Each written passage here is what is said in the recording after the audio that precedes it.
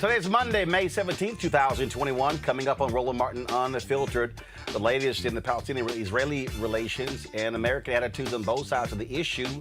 African Americans are weighing in as well. In North Carolina, two wrongly incarcerated brothers get $75 million after a federal jury sides with them. A 17-year-old and a student who were shot and killed by police 50 years ago received posthumous doctorate degrees and an apology at Jackson State University. And in Texas, lawmakers passed the Botham Jean Act. It's now headed to the Texas Senate. Plus, Tamika Mallory joins me to talk about her new book, State of Emergency. And in our Fit, Live, Win segment, Jim Jones tells us how to get rid of those last 10 pounds before the summer. It's time to bring the funk on Roland Martin Unfiltered. Let's go. He's got it. Whatever the biz, he's on it. Whatever it is, he's got the scoop, the fact, the find. And when it breaks, he's right on time and it's rolling. Best believe he's knowing. Putting it down from sports to news to politics. With entertainment just for kicks, he's rolling. It's on go, y'all. It's Roland Martin, rolling with Roland now. He's funk, he's fresh, he's real, the best, you know he's Roland Martin now.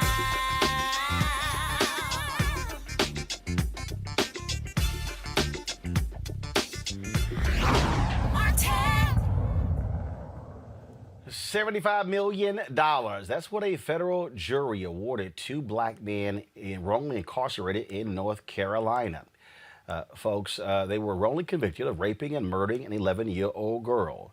Maintaining their innocence since 1983, Henry McCullum and Leon Brown have been given $31 million each for each $31 million for each year they spent in jail. Now, in addition, they are receiving $13 million in punitive damages and $9 million from a settlement with the Robeson County Sheriff's Office.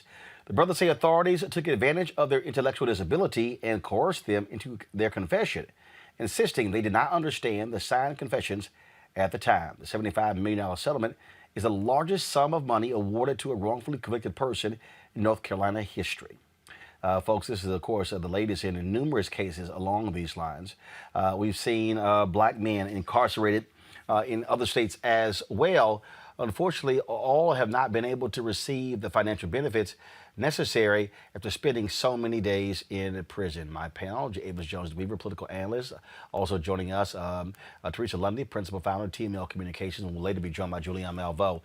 Teresa, this is one of those cases where when you hear a story like this, again, that's a long time to spend in prison.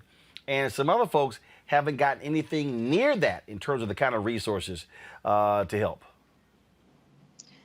Yeah, I mean, well, one, congratulations to the two brothers, but one, of course, it is unfortunate that the situation even happened to them.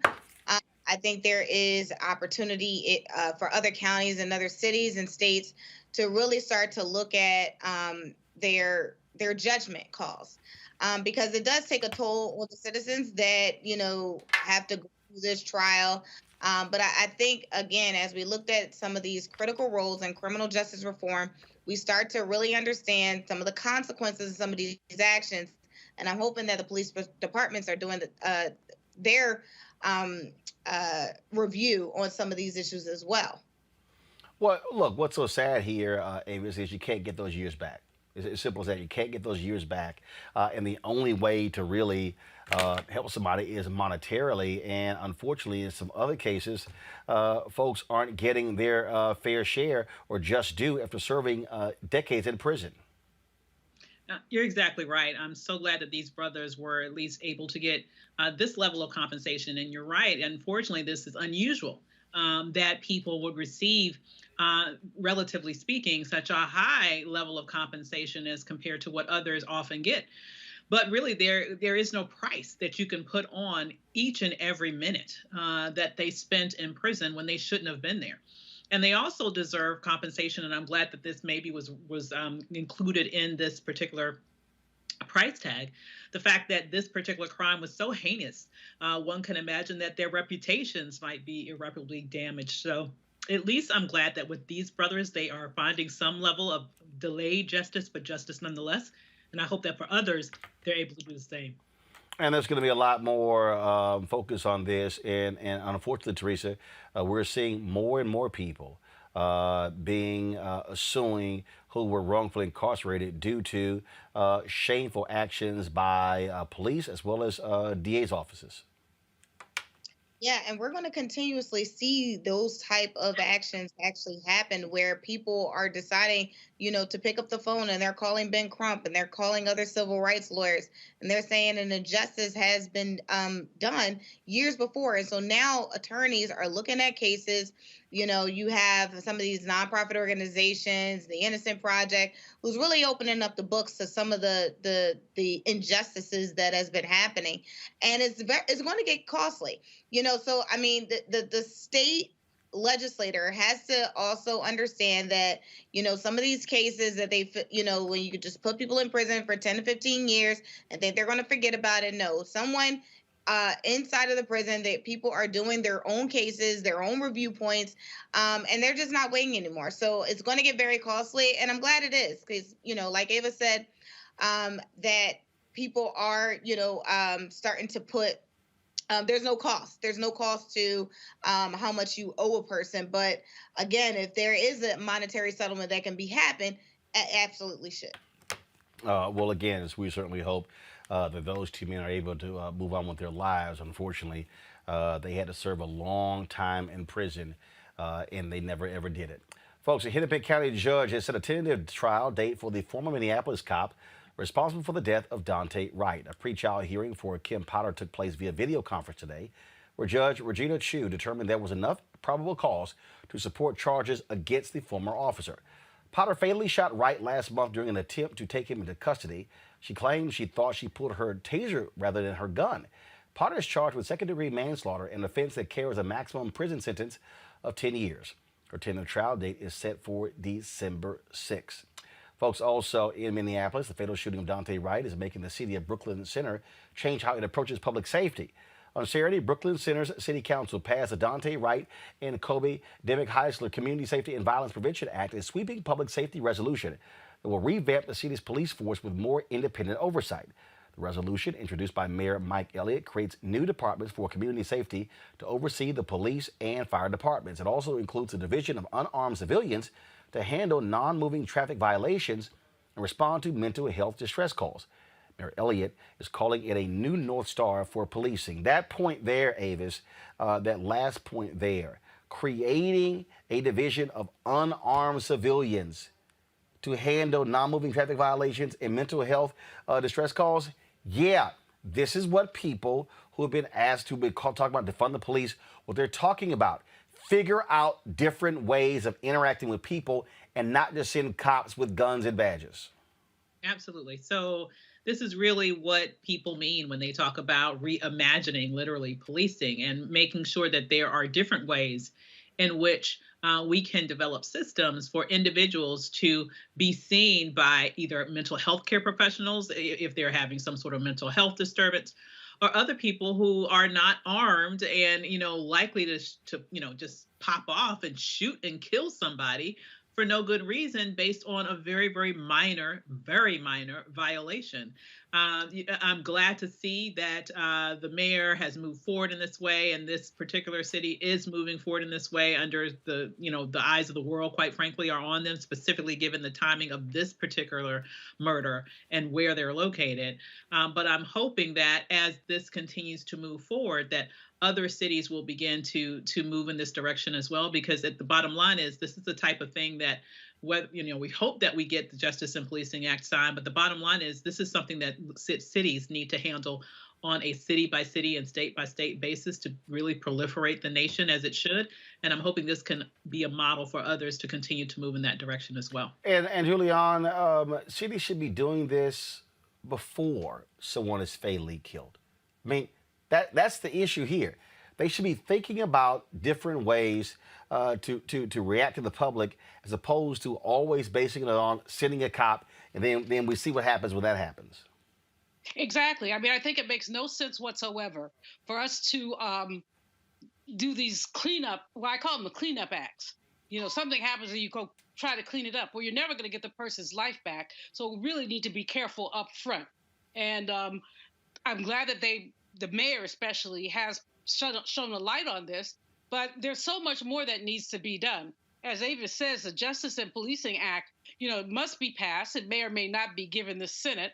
But this is something I would expect President Biden to go on a limb for, given just the proliferation of these kinds of deaths. But it's more than just the Justice and Policing Act. It's really about starting over at some level with police attitudes, really trying to essentially retrain the police or fire some of them.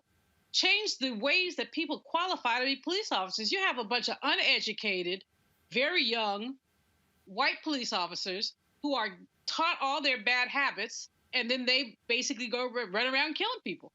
Although they're not all very young. This woman in Miss Potter, whomever, who shot the young man thinking her taser was a gun, please. She's 40-some years old. She ought to know better. Teresa, again, it's very interesting how people have been critical of those who yell defund the police, but they say nothing when those calls have actually led to changes by police departments. If they don't call for those things and demand those changes, these things don't happen. Right. So advocates, community organizations, and of course, our media personalities need to continuously call them out, because if we do not call them out where they are, then these issues, and we're still having these conversations and we're still having these dialogues, and nothing's ever going to be fixed. So yes, the marches work, the rallies work. I think there was a blog that I was reading the other day, and somebody said, does these items work? Does the protesting back in, the 50s and 60s work? And yes, they do work. Because like you said, Roland, if we don't bring it to the forefront, if we don't identify the problem, there's no way we can find a solution. So yes, I think some of the mental health and the autism trained advocates are something that, again, they're getting funding. They're getting nonprofit funding to do it. But now you have people who work within those organizations now in the neighborhoods and the communities to react to the situation first, since unfortunately some of that training isn't happening inside of the precincts. Well, and this also, Avis, is why people who are activists must keep doing what they're doing. Look, you're going to have political people who are going to whine and complain about saying, oh, these things are wrong. But no, when you're out there in the streets, that's what your job is. Your job is not to make political folks comfortable. Yeah, well, to me, it really takes people on both sides of the power dynamic, right? You need people in the streets putting pressure from the outside to influence people on the inside who are working in tandem for the things that you care about. And so that's really what it takes. You have to really force people to change. Just like Frederick Douglass said, power concedes nothing without a demand. It never has and it never will. And that demand takes place in various different forms, including protests, which are absolutely essential to changing this centuries-old killing machine, quite frankly, that was born of being able to track down and murder people who were enslaved and trying to get to freedom to this very day, when oftentimes we are killed for no reason at all. So kudos to the protesters, and also kudos to those on the inside, like this particular mayor, and also like the Attorney General in Minnesota, who are able to do the things that are necessary to make sure that we have progress in this movement. Absolutely. All right, folks, got to go to break. When we come back, we're going to talk about what's happening in the Middle East. A lot of African Americans are weighing in on how heavy-handed Israel is against the people of Palestine. We'll discuss that next right here on Roland Martin Unfiltered. Are you trying to say that as of January 20th, that President Trump will be president? That depends on what happens on Wednesday. President Trump won this election. You think the election was stolen? Absolutely. At this point, we do not know who has prevailed in the election. This fraud was systemic, and I dare say it was effective. This is a contested election. President Trump won by a landslide. Hold them this way! The outcome of our presidential election was seized from the hands of voters. We have to make sure that they look into what has been the theft of this presidential election. Joe Biden lost and President Trump won. Whatever happens to President Trump, he is still the elected president. I would love to see this election overturned. No one believes that this guy got 80 million votes. It doesn't feel right. It doesn't look right. No ragtag group of liberal activists will be allowed to steal this election. The president wasn't defeated by huge numbers. In fact, he may not have been defeated at all. Over the next 10 days, we get to see the ballots that are fraudulent, and if we're wrong, we will be made fools of. Carl Payne pretended to be Roland Martin. Holla! Hi, I'm Chaley Rose, and you're watching Roland Martin Unfiltered. Folks, we've seen a lot of violence take place in Israel as massive attacks have been taking place between Israel and the Palestinian people. International calls for a ceasefire have come due to a long-standing tension between Israel and Palestine culminating. Attacks began after the two nations clashed at a holy site for Muslims and Jews. After warning Israel to withdraw from the site, Hamas, the nationalist organization that controls Gaza, began firing rockets, causing Israel to retaliate. More than 50 warplanes attacked the Gaza Strip for 20 minutes, destroying more than 9 miles of an underground tunnel network. Palestinian militants also hit the homes of 9 high-ranking commanders. More than 3,000 rockets have been fired into Israel in the past week, causing widespread power cuts and damage to homes and other buildings.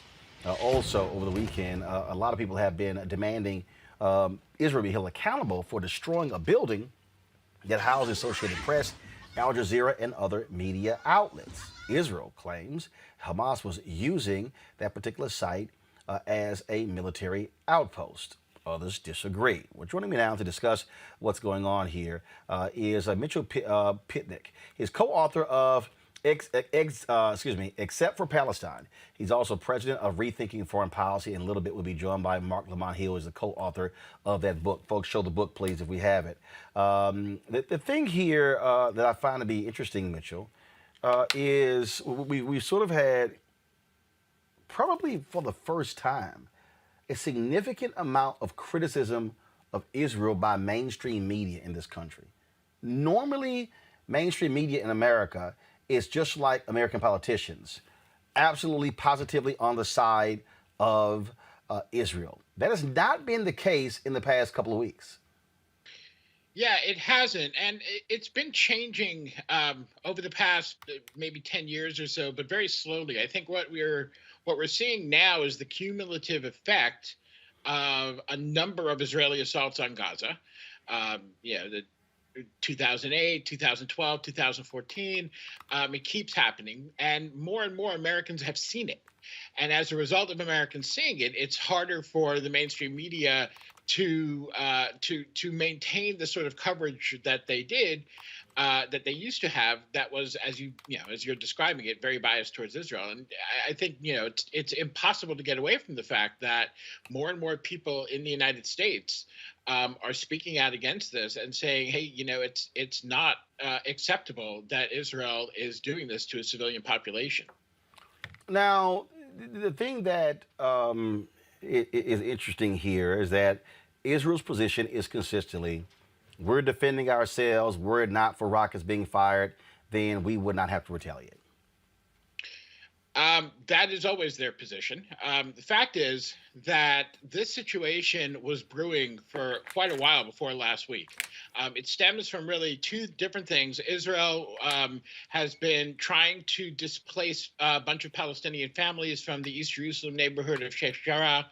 And that caused a lot of unrest. But also, Israel was impeding access to holy sites in Jerusalem during the month of Ramadan. And that really was inflaming tensions very badly. And eventually, they got to the point where Israel was actually firing weapons inside the mosque on the Temple Mount. And that set off, that's when Hamas said either the police presence is reduced or we're going to fire rockets. And they did, in fact, fire some rockets at Jerusalem, and all of this came up. It's also, I think, really important to remember that when we talk about self-defense doesn't mean you can do whatever you want. Self-defense for Israel is largely composed of the Iron Dome system. We hear about all of these rockets flying out of Gaza. Most of them never reach their targets, either because they're They're very poorly made. They're kind of knocked together. They're not very up to date technologically, but also because Israel's Iron Dome system knocks down these missiles, and that's great. I mean, protecting civilians is what should be done. It's a problem because only one side can do that, and then when the side that can do that is laying an all-out assault on civilian targets in Gaza. And I think it's really, really important to note that last week an Israeli, a spokesman for the Israel Defense Forces actually said, we're making Gaza shake. We're not trying to launch pinpoint attacks. That was the IDF's own spokesperson. Now, he said this in Hebrew, so it didn't get any coverage outside of Israel.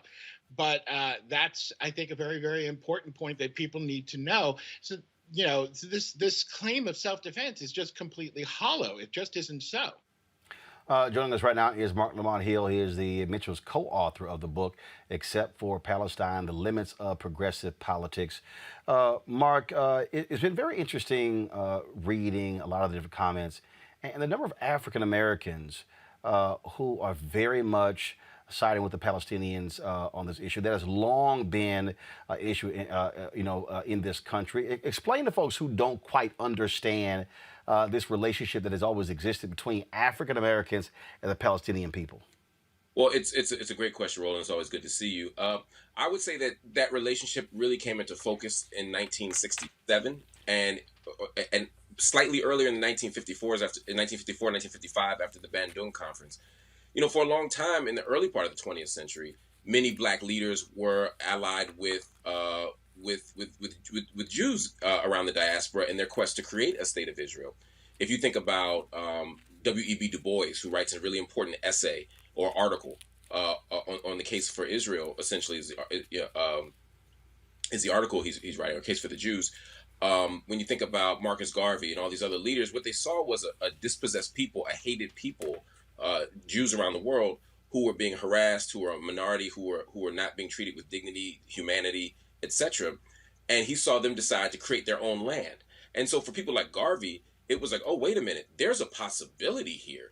For people who are racial minorities, there are people who have been minoritized, there are people who have been hated, people being killed, and to create their own thing, that's a model for us. And so the idea of a black Zion was appealing to them. You also had the fact that many Jewish Americans were siding with black folk, working with the Niagara movement, working with the NAACP, standing with Dr. King, etc. And so we had a kind of intimacy that came from on-the-ground politics, as well as a kind of grand vision of what a freedom dream could look like when you take your stuff and go somewhere else. And so many black people sided with that. But the problem was, as time went on and we understood more, we began to realize that what was happening wasn't just a project of liberation. It wasn't just an Exodus story, but it was a story of settler colonialism, a story of displacement and dislocation and colonial violence. And you began to see that in the Bandung Conference when you saw brown and black people say, hey, wait a minute, we got to come together. You saw it when Malcolm X writes a letter in September of 1964 called On Zionist Logic. You saw it when SNCC, after the Six-Day War of 1967, when Israel defeats the neighboring, Syria, Jordan, Egypt, when you see that, when you see the kind of response to that, you saw SNCC write in their summer newsletter, right, about neocolonialism. You saw Ethel Minor in particular write a Q&A saying, look, this is wrong. Malcolm X was, before he passed away, was speaking out. Dr. King in '68, when he wrote a letter back to the Prime Minister saying he wasn't going to go back to the Holy Land, and he had some concerns about East Jerusalem. He said, I don't think they're ever giving that back. He didn't want to be associated with the violence of the state. So you began to see the pivot, really in the 1950s, but certainly the 1960s, of black folks saying, hey, wait a minute. And then when you talk about diasporically, for example, black folk in South Africa, Africans in South Africa said, look, we know what apartheid looks like. And so that is why when Nelson Mandela came home and they did that big interview and they said, why are you siding with the PLO? Why are you standing next to Palestinians? He said, y'all ain't gonna tell me who my enemies are. Y'all ain't gonna tell me who my friends are. We stand with the Palestinian people, but also they stood with us. Desmond Tutu has done that. So that relationship is about understanding what racism looks like, what state violence looks like, what marginalization looks like, what displacement and dislocation looks like. And so today, when black folks stand with Palestinians, they're standing on the side of right, and they're standing on a tradition of black folk loving freedom. Mitchell, one of the things that as Mark was talking, I thought about, the vicious criticism that President Jimmy Carter received when he wrote his particular book, Palestine, Peace, Not Apartheid. And that angered a lot of people, especially a lot of Christians. And in fact, there are many Christians, white conservative evangelical Christians, who have taken up the cause of the Israelis, in some cases far more fervently than American Jews because of the Bible. And I remember when Carter wrote that book, and folks trashed him, and he simply said, "You cannot say it's right for Israel to have a right to its existence and to have people living in an area where they basically have no control over, of themselves. They literally are settlements being taken." I remember when President George H.W. Bush, when he lost in 1990, when he lost to President Bill Clinton in 1992, he held up the money, the $3 billion annually that goes from the United States to Israel because of the settlements. And I remember they put 5,000 folks on Capitol Hill the following day to say release that money. And so you've had some interesting tensions there that have existed in this country when it comes to what happens with Israel and Palestine. Yeah, that is very true. I think there's a couple of things that we can learn from those stories, though. First, when it comes to George H.W. Bush, yeah, they sent those 5,000 lobbyists there, and Mr. Bush was eager to let everyone know that had happened. That being said, he still went ahead and held up the money until Israel did what we wanted them to do, and it's really important, I think, to note that yes, political pressure can be brought to bear, but when the administration decides that this is the course they wish to pursue, they can pursue it. That is a choice. It is not. It's not a diktat by any means. When Bush wanted to do, when Bush wanted to hold up that money, he did until Israel gave in. In the end, we are the ones holding the cards, and that also makes us responsible. So that makes it. That puts the onus on the United States when our president, Joe Biden, is essentially giving the green light to everything Israel is doing. That we are the ones, we the people are the ones that have to put a stop to that. When it comes to President Carter, I had the honor of meeting President Carter and discussing this with him. And, Jimmy Carter loves Israel, actually. People may not realize this. And it hurt him. Every time he was not just called an anti-Semite, but every time he was even called anti-Israel, it hurt him. He was clearly very upset about this, but he did what he felt was right. And if you read the book, you'll see that he frames it in terms of trying to save Israel from becoming an apartheid state. And of course, now he's being borne out. Human Rights Watch and the Israeli human rights group B'Tselem have both come out and said that Israel is in fact an apartheid state, and many American Jews, I'm not an outlier anymore. Many of us are saying, yes, Israel is an apartheid state. These policies are not okay. Do not take them in my name, and this is not the way to combat anti-Semitism. We take, I take anti-Semitism very seriously. I don't know a Jew that doesn't. But this is not, slaughtering Palestinians is not the way to combat it. Mark, what's next? Because obviously it continues. Are you going to? We've seen massive protests all around the country, in Los Angeles, here in Washington, D.C., New York City, other places as well. Yeah, we're going to see more protests. Obviously, some of the protests were also hung upon the fact that May 15th was Nakba Day, or the day of the great catastrophe of Palestinian loss, as well as Israeli Independence Day. And so, there were commemorations that accompanied the protests. But when you have 7 straight days of bombardment, of excessive siege, Gaza is always under siege, but excessive siege and bombardment, you're going to see protests. You're going to see them not just in the United States, but around the world, and certainly around Israel and Palestine. I think what's next, though, is the Biden administration at some point is going to have to take, if not a courageous move, at least a prudent one, and actually call publicly and loudly for a ceasefire, something that they have yet to full-throatedly do. We also need to see humanitarian organizations intervene.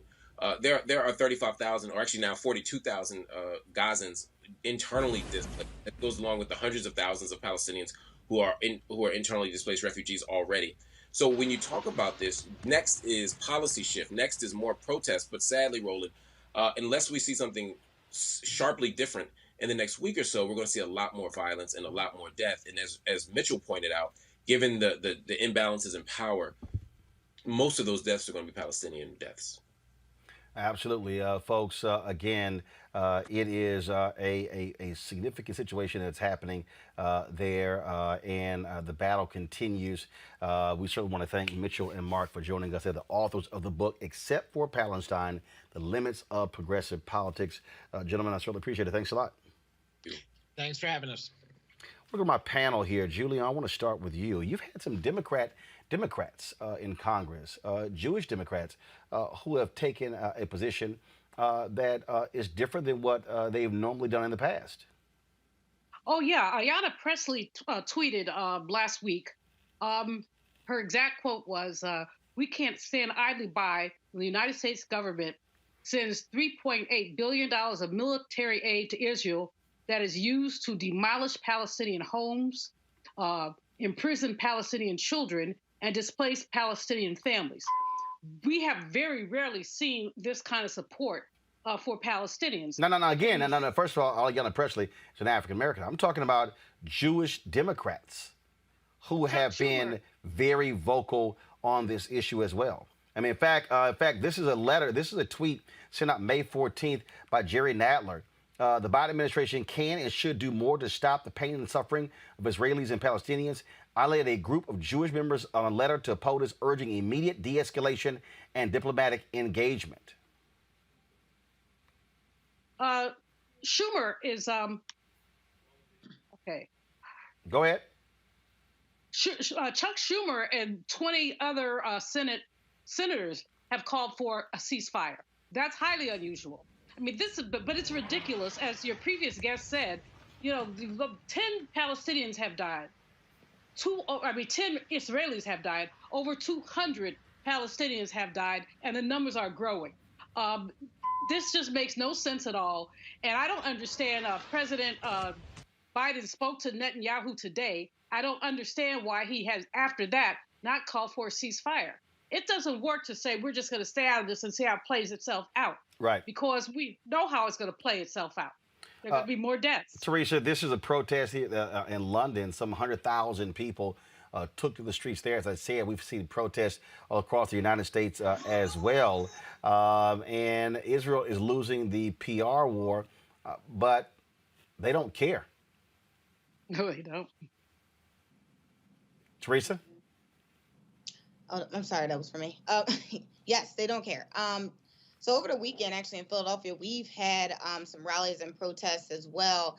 And when I tell you the PR for Israel has literally went out the door, there were passionate stories that were happening just all across. And again, being here with our own issues here in the city of Philadelphia, gun violence and the sort.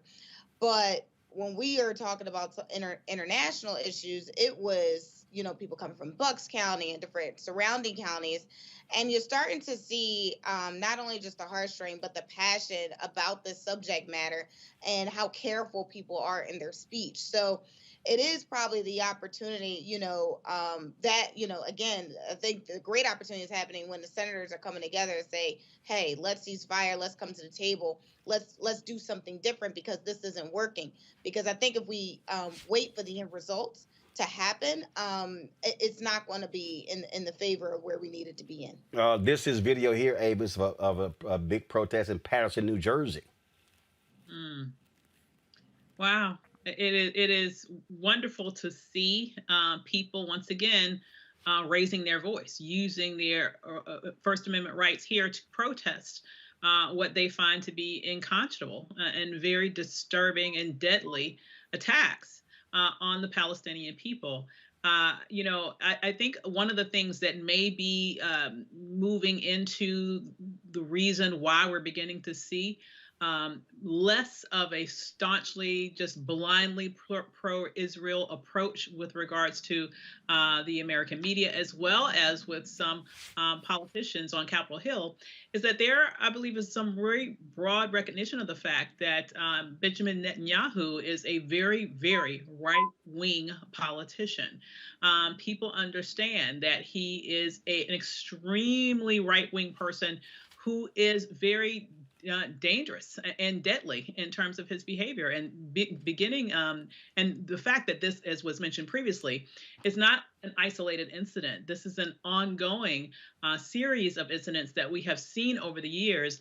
I think those two things together have put people in a position where they can finally say, it's time for us to sort of take our heads out of the sand and really look critically at what's going on here. And when you do that, and you see not only the disparities in death, but the disparities in the number of children, Palestinian children that have been killed, you see the media being targeted, you see all of these things happening that under any other circumstances, Americans would be, the American government would overtly say is wrong, but they're holding themselves back right now because of this dynamic.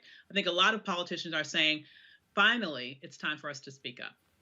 Absolutely. All right, folks, let's go to our next story. In Canada, authorities are apologizing for wrongfully detaining the first black judge named to the British Columbia Supreme Court. Folks, you think this happens in the U.S.? No. 5 Vancouver police officers detained 81-year-old Selwyn Romilly while he was taking his morning walk. The officers said they responded to a complaint about a man in his 40s to 50s that fit the judge's description. Y'all, the man's 81 years old. And I know black don't crack, but I'm just saying.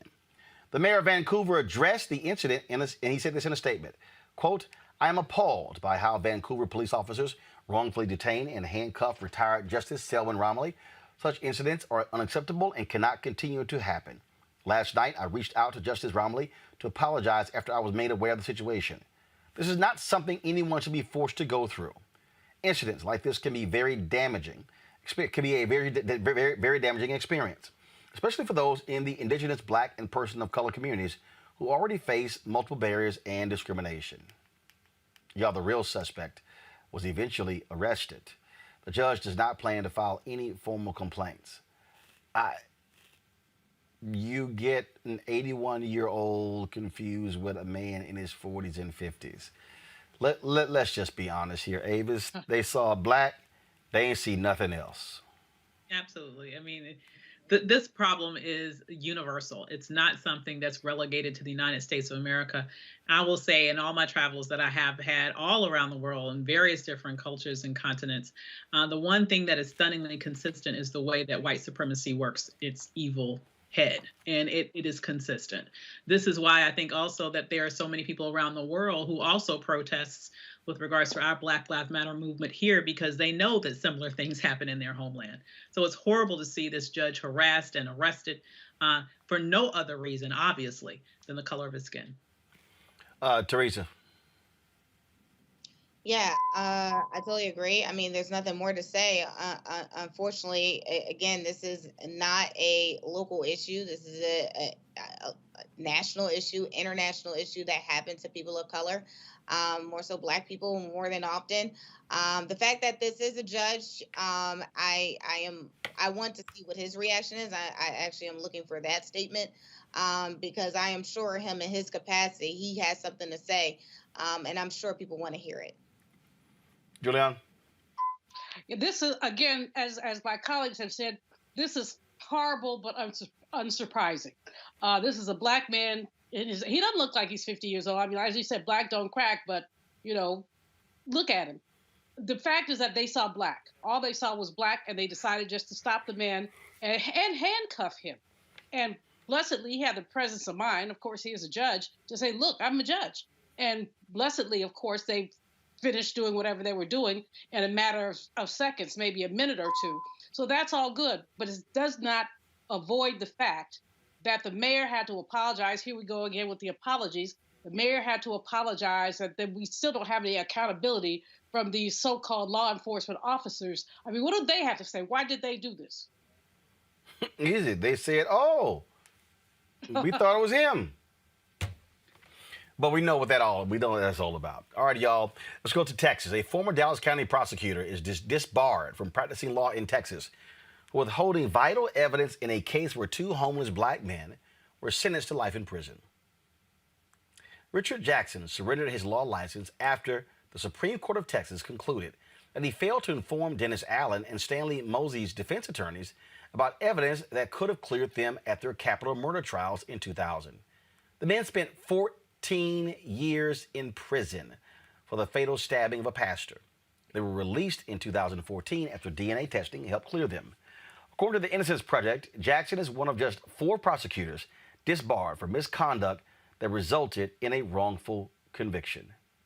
See, this is the thing I was talking about earlier with the North Carolina story. Avis, the DA is supposed to uphold the law. The Supreme Court above at the top of the building says equal justice under law. And here we have a white prosecutor so hell-bent on a conviction that withholds evidence. This guy spent 14 years in prison, and they didn't do it. Absolutely. And what's really harrowing to me is the logical leap that one could take that, what are the odds that this is the only time he did this and this happened to be caught? I mean, I believe that all of the cases that he prosecuted should be examined deeply, because I can guarantee you this was not a one-time thing. As you've just mentioned, the goal here was to get a conviction.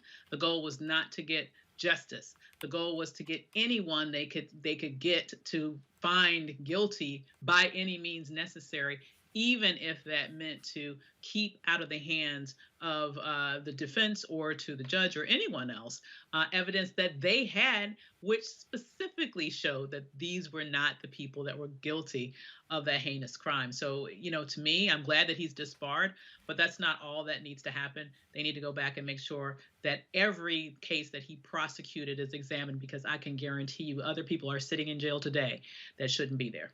See, this is part of the problem, Julian.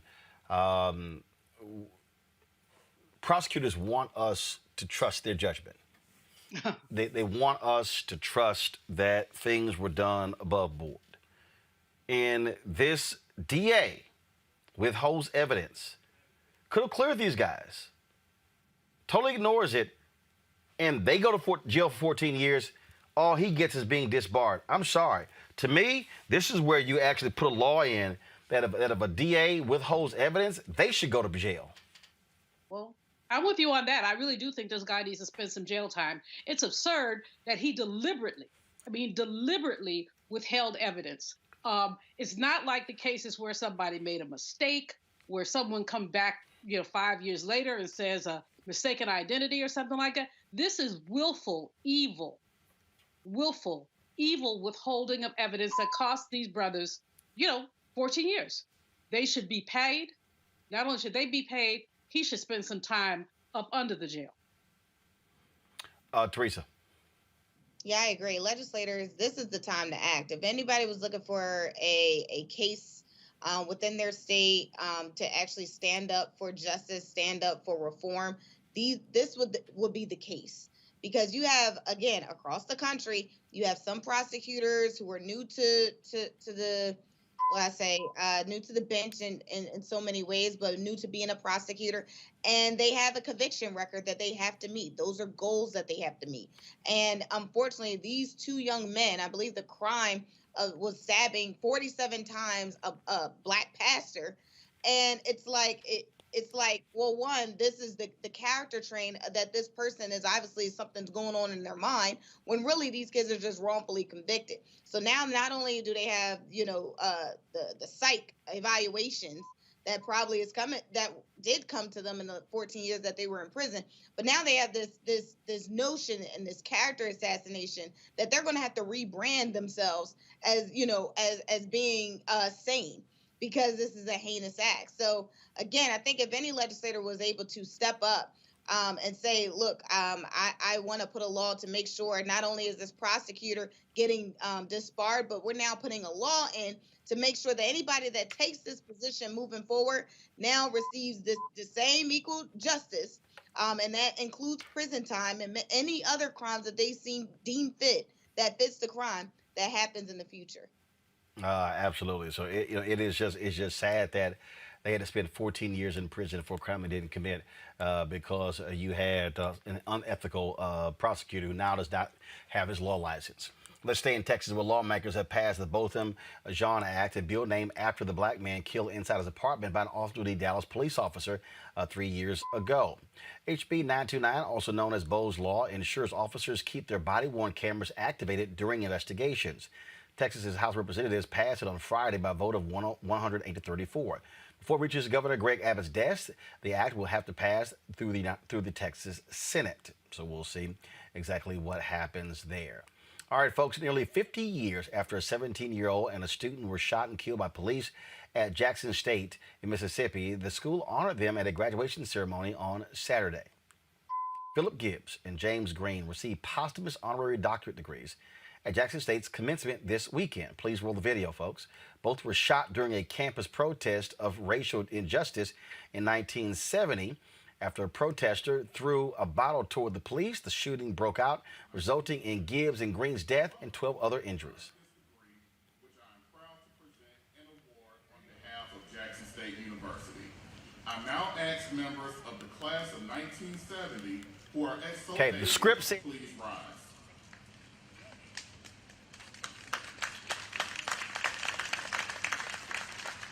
Upon the recommendation of the faculty of Jackson State University, and by the virtue of the authority vested in me by the institutions of higher learning in the state of Mississippi as president, I hereby confer upon the members of the class of 1970 the respective academic degrees for which they have been recommended, with all the rights, privileges, responsibilities, and obligations appertaining thereunto. Congratulations, and let us all stand and salute the members of the class. Philip Gibbs and James Green, they received those posthumous honorary doctorate degrees at Jackson State's commencement over the weekend. But of course, again, folks, just stunning when they were shot in 1970. Now, you may not know anything about that because the shooting took place 1 week after the shooting at Kent State, which made national attention. This has largely been overlooked. Of course, the shooting broke out, resulting in Gibbs and Green's death and 12 other injuries. The commencement ceremony for the class of 1970 was canceled, with students getting diplomas in the mail. 74 people from that class attended Saturday's ceremony to walk across the stage as two politicians issued a formal apology, including the mayor of Jackson. This is, Julian, this is one of those examples, again, of what happens when you're black in this country. I mean, Kent State is seared into the minds of Americans. It always gets brought up. There have been documentaries about it. People have always did reference it.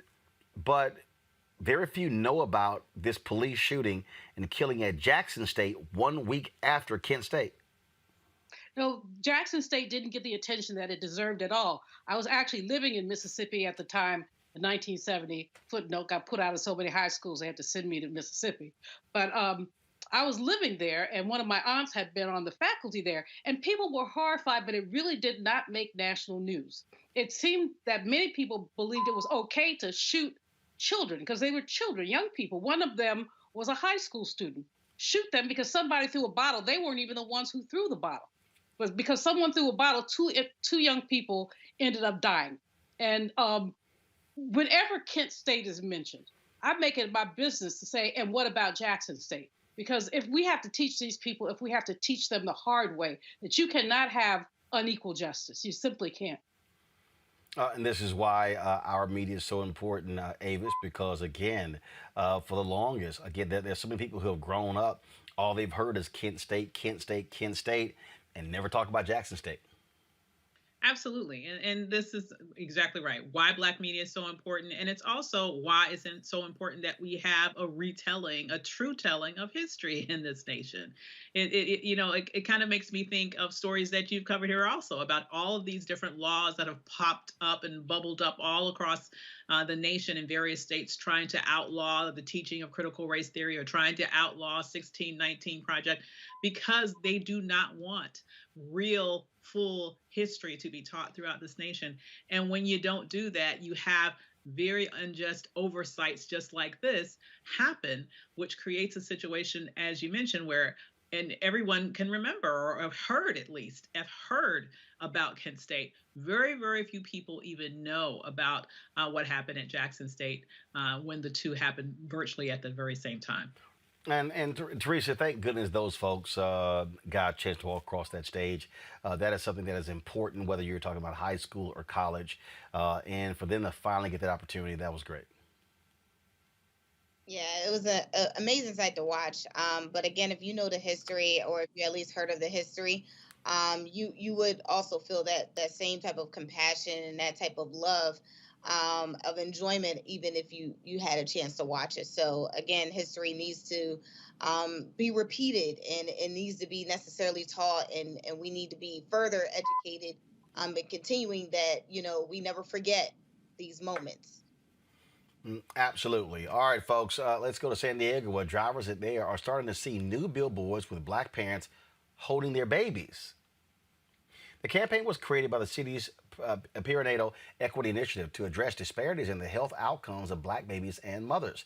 The billboards, which went up earlier this month, include statements showing racial discrimination leads to higher rates of miscarriages and maternal deaths among black women. Some of the signs say our black babies are nearly 60% more likely to be premature due to discrimination, and racism hurts your baby long before they're born. The program's website states the data comes from state and county health departments. This is the sort of information that should be upfront with people, Avis, because this is how we are being impacted.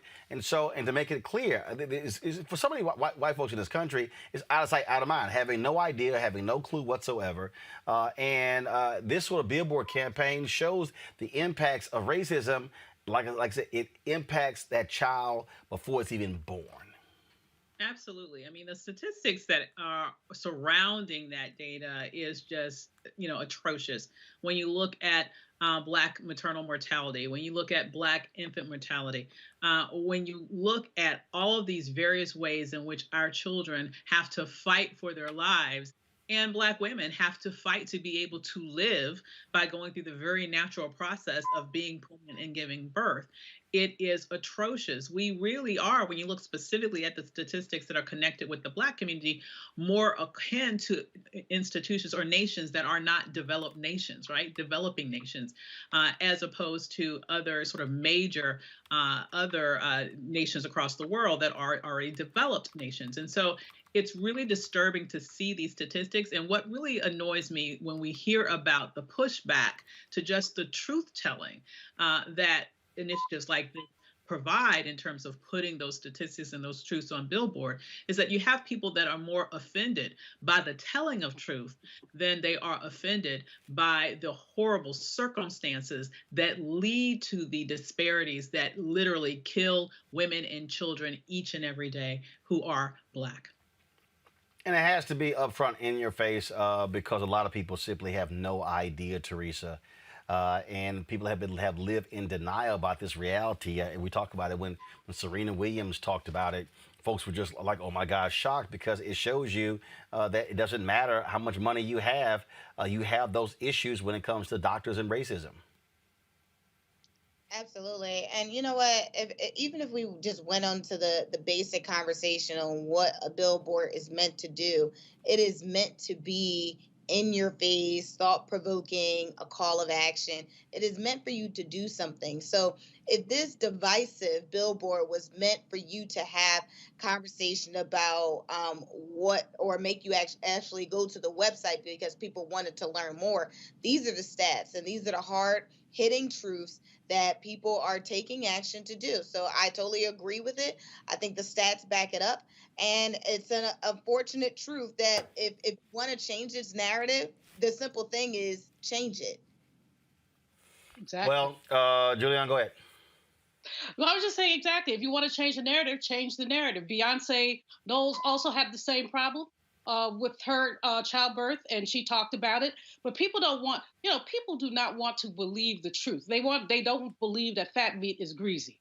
In other words, they would love to believe in this race-neutral world where there is no discrimination, but every stat we have, starting with income data, poverty data, you go down the list, every stat we have shows disparity. I think last week, Roland, we talked about what happens in medicine and how, Black men going to an emergency room with a broken bone are less likely, about 40% less likely to get pain medication than a white man with the same kind of injury. So we know we know what time it is, and it's useful for women who are pregnant to get that information just so that they can be more vigilant about what goes on in their lives. Many have heard about what happened with Serena, what happened with Beyonce, but many have not.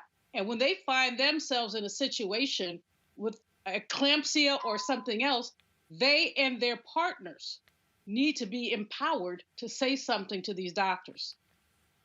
Absolutely. Folks, got to go to a break. When we come back, crazy-ass white people. Also, Jim Jones talks about how to lose those last 10 pounds before the summer. And I'll chat with Tamika Mallory about her new book, State of Emergency. All of that next. Roland Martin Unfiltered. Back in a moment.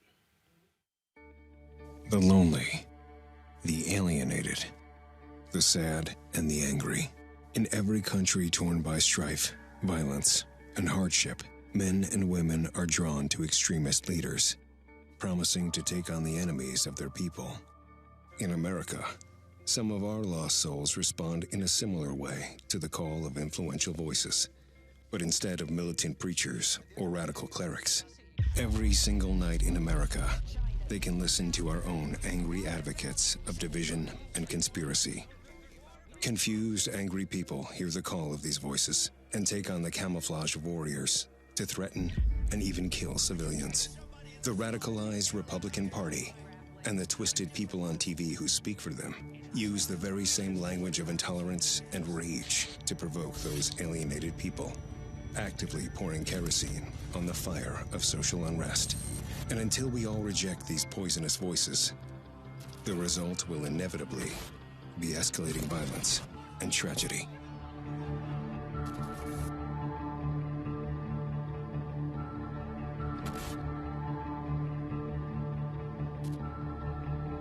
Hi, my name is LaToya Luckett. Yo, it's your man Dion Cole from Blackish, and you're watching Roland Martin Unfiltered. Stay woke. No charcoal grills are allowed. I'm white. I got you, bro. Illegally selling water without a permit On my property. Whoa! Hey! You don't live here. I'm uncomfortable. We're just going to call this one Full Moon Karen. Y'all, this crazy-ass white woman, she decided to get a little bit vulgar with a black cop. Didn't go so over well for Full Moon Karen. Are you going to be in jail? I really... Oh, my God! Okay. No, I'm just kidding. Heck! I got no video! Taser! Ah! She got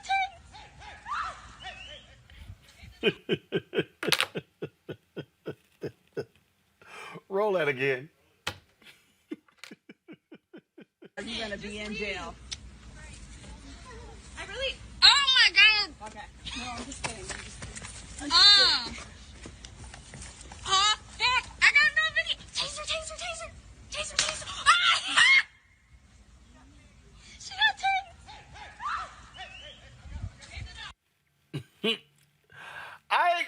Hey, I'm good. I'm good on that one, Teresa. Look, you act the fool, some stuff gonna happen. Taser.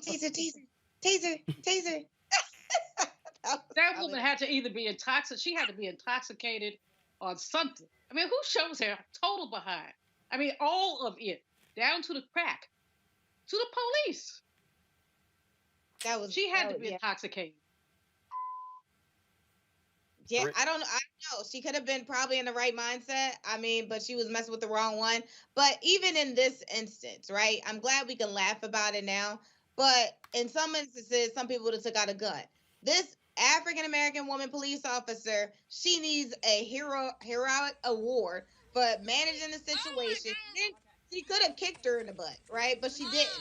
She literally tried to grip her up. Then she had to run after her. Then she realized her shoes were the top of running shoes. And so then she took up the taser, which was the next step. So congrats to this African American police officer who followed the handbook from start to finish and didn't slap the woman. Because I know some of us who was recording saying taser, taser, taser, but she did the right thing. Avis, again, these people are outlandish. Hey, guess what? One shot, boom, she went down. Yeah, literally, she dropped it like it was hot. It was kind of, you know, I thought that it was interesting though that this is an example of what a well-trained police officer does. It's interesting that she had no problem with determining which side her taser was on versus which side her gun was on, and she was able to actually use a taser while the suspect was running away, where other people will claim that, oh, in this instance, you can't really shoot the taser. It's too far. I mean, all sorts of excuses that we hear after Black people end up dead for nothing. So, it like you said, it's amusing to see. I especially love the little slide that she did at the end after she did the face plant in the road. But once again, it's an example of how policing is supposed to be done. And if Black police officers go through the very same training that these white police officers do, then, we know that a lot of these things that happen clearly aren't happening because of lack of training. They're happening because people are predisposed to be extra violent and to the point of murderous when it comes to Black people. So I have another crazy ass white person, and this is from a really crazy ass white person. You people remember him from Silver Spoon, Ricky Schroeder. Over the weekend, he verbally attacked a Costco employee. Then little Ricky decided to do a video where he apologized to the Costco employee. But then he tried to comment on stuff dealing with Black people. Now, y'all remember Ricky Schroeder helped pay the bail for Kyle Rittenhouse. Yep. Ricky Schroeder, who's a huge Donald Trump supporter. If you want to know what this neo-Nazi thinks, listen to what this fool had to say about America and comparing America to Rhodesia. And if anybody speaks of Rhodesia, that was when the white folks ran what is now Zimbabwe. Listen to this.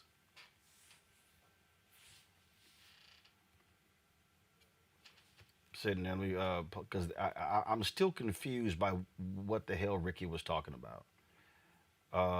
Let's see here. Here we go. Do you guys hear now? Okay. Not sure. Give me 1 second. I'm going to change my audio output.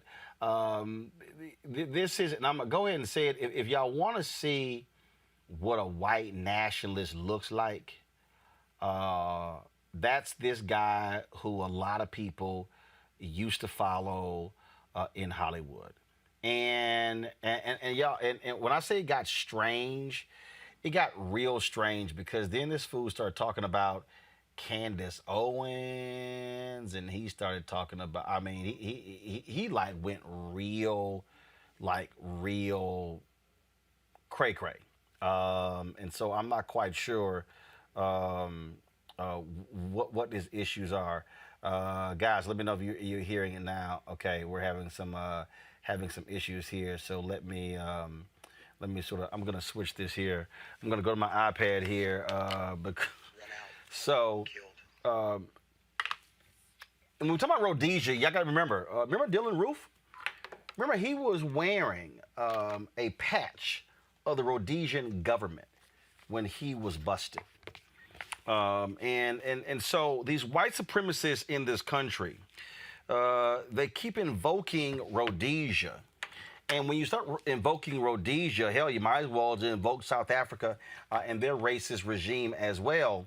And that's what we're seeing. And, I keep telling people, my book come out next year, White Fear.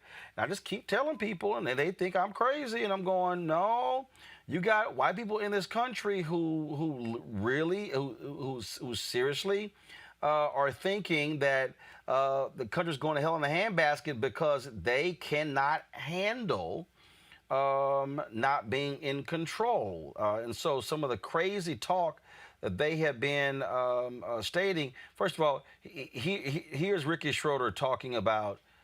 Here is Ricky Schroeder, y'all. Y'all gonna really love this one. He's talking about how America was safer in the 80s. Okay, listen to this. And so let's go back to that. Remember the 80s? It was safer. Obviously, not in the crack-filled streets in the inner cities. So that was. We got to kill all the drug dealers. And I don't mean the guys selling on the streets. I mean the big drug dealers. It is ravaging our country from the inside, and the black community has been abused by it for it being allowed into anywhere in this country. And it's our responsibility, it's your responsibility as leaders, to stop that from coming, that poison from coming into our streets. And you're not doing it. You're failing, and you're failing the people. So black community, we hear you. We know your despair, and we want to work together as Americans, all of us, to find a way out of this together. Anyway, I think my battery's dying. Everybody take care of each other. Until next time. Actually, I would dare say, Ricky, I would say your brain is dying. And so listen to this one. Concepts of socialism and they bind people. They don't let them grow up. They don't let them lift up. They don't let them upward mobility. They keep people down. And so please don't be used. Don't be used by a Marxist movement trying to start a revolution, because it won't bring better. It will bring more despair. The concepts of socialism and now the hits keep on coming. The hits keep on coming. Julian, you're gonna really love this one. Check this fool out. I wanted to talk to the black community, I guess, at the end. That's in poverty and that's in despair. We hear you, and what I'd like to say is that you have other black leaders that followed the Booker T. Washington thoughts, Candace Owens, Thomas Sowell, David Harris, Officer Tatum. That other officer is so great. He's actually a cop in uniform. Anyway, so you have great leaders that see it differently. Can you at least possibly consider not following the leaders that have led you to 5 seconds. Situation you're in today? So he would like for black people to follow Candace Owens and David Harris. Okay, here's that one he was talking about Rhodesia. This is why you should not take any advice from a white supremacist. Final one. Country that was once a thriving breadbasket of Southern Africa, and then destroyed and became a place where whites live in fear. The fourth, fifth generation white farmers that have been there since the 1700s, run out or killed. And the country fell, and Mugabe took over and came to Zimbabwe. They used racial tension to create that disaster. I feel like that's what's happening here. I feel like they're stoking racial tension to try to create the same events here. And it's sinister and it's evil. If you look at Rhodesia, a country that was once a thriving breadbasket of Southern Africa. Okay, Julian, here's why that's so laughable. He laments the racial strife in Zimbabwe, but he just completely ignores the apartheid where the white folks control the country and rule the nation with an iron fist. But then blames racial strife on Mugabe in Zimbabwe. First of all, Mugabe is dead. there are many people who have been highly critical of Mugabe's reign in Zimbabwe, in that he behaved like the white folks did before him, oppressing his own people. But I don't recall things being so peachy and lovely for black people under white rule in Rhodesia, now Zimbabwe. No, in fact, the reason why land was taken from those white farmers is because there were black folks on that land at the beginning, and they took it from them. Passed a bunch of laws that made it impossible for people to own. And so if he wants to, this guy probably clearly doesn't read anything and doesn't know anything. And I mean, I wouldn't follow Candace Owens to the corner. Just wouldn't do it. And so this is absurd. It just shows a total lack of historical knowledge, but it's also, he's a provocateur. That's what he is. He's talking smack, and he thinks that people are going to pay attention to him. And most black people will not. Now, Candace Owens, of course, probably has a, grin for half a day when she heard that. Oh, gee, somebody thinks I'm a leader. No, she's not. She just, Thomasina. That's all we can say is Thomasina. And it's not because we disagree with her. It's because it's the way that she does Mr. Bojangles for the white folks and the opportunity that she gets. So this guy, I mean, everything you played, Roland, we could just spend like another 10 minutes cracking up, because that literally all of his nonsense is utterly laughable. And the other thing he's forgotten is that black people are 13% of the population here. We were 90% of the population in Zimbabwe. You have the minority taking from the majority through apartheid and through basically cricket laws. Now, the likelihood of us taking from the majority is very, very low. We are the minority, and we know it. And we've been oppressed as a minority. The thing that I found to be really hilarious there, Avis, he said, oh, these white farmers, they've been there since the 1700s. No. How long have black people been there? Rhodesia was created in 1965. I mean, just give me a second to be petty. Can I have a second? Sure, go ahead. Okay, that's Ricky Schroeder. He was a child star. He has aged like white milk. My God, if you didn't tell me who that was, I would have had no clue. Jesus Christ, how old is he? Jesus. Okay, that's my petty. I just had to get my petty out of the way before I said something substantial. But I will say that, obviously, as Dr. Malvo pointed out, him and actual facts, don't know each other. And I threw up a little bit in my mouth when he mentioned Booker T. Washington and Candace Owens in the same sentence. It is absolutely disgusting. What can I say? He looked like aged white milk, and he makes no sense. That's my reaction. The thing that I find is so hilarious about these white supremacists like Ricky Schroeder, Teresa, is I love it how he thinks he can talk to black people and say, y'all haven't been doing your job when it comes to drugs in these communities, and then you need to be following other black leaders like David Harris and Thomas Sowell and Candace Owens and Brandon Tatum. No, we reject those idiots, because when they align with themselves with white supremacists, yeah, we're good. We'll pass. Please move along. I thought it was interesting that he started one of the clips out saying that he wants to get rid of the top drug dealers, but not the ones that are on the corners. So essentially, just the ones, I guess, the what do you call it? The boss, the whoever runs the cartel leaders.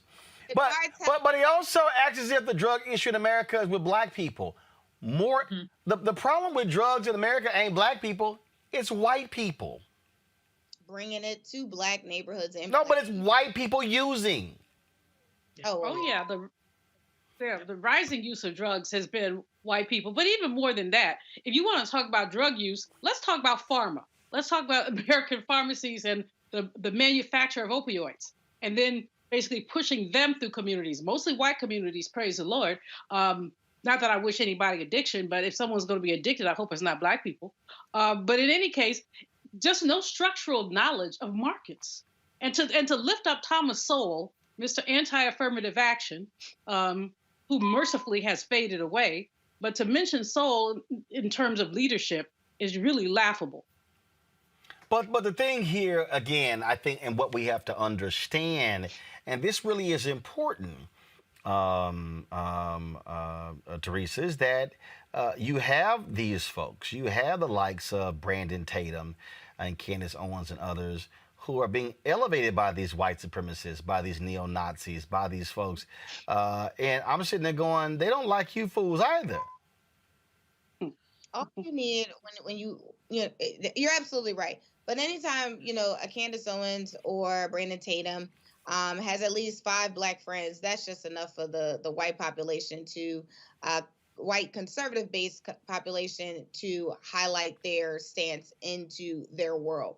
When they found someone that is willing to conform with some of their morals and some of their beliefs and is able to rationalize the smallest of interim into Black culture, of which they obviously has lost their way because there is some critical issues. But again, when we take education and history out of Black public school systems, this is what we get. Yeah, and you're dealing with a truly uneducated Ricky Schroeder. All right, folks, got to go to a break. We come back. Jim Jones returns. We're going to talk about losing those final 10 pounds before the summer starts. And we'll chat with Tamika Mallory about her new book, State of Emergency, climbing the bestsellers list. That next on Roland Martin Unfiltered. Shortly after 9/11, America and its allies went to war in Afghanistan to defeat a terrorist stronghold. We accomplished that mission years ago. Trillions of dollars lost, over 2,000 Americans dead, countless Afghans dead. It's time to get out. Many presidents have tried to end the war in Afghanistan, but President Biden is actually going to do it. And by 9/11, over 20 years after the war was started, the last American soldier will depart, and America's longest war will be over. Promise made, promise kept. Before Till's murder, we saw struggle for civil rights as something grown-ups did. I feel that the generations before us have offered a lot of instruction. Organizing is really one of the only things that gives me the sanity and makes me feel purposeful. When Emmett Till was murdered, yeah, that's what attracted our attention.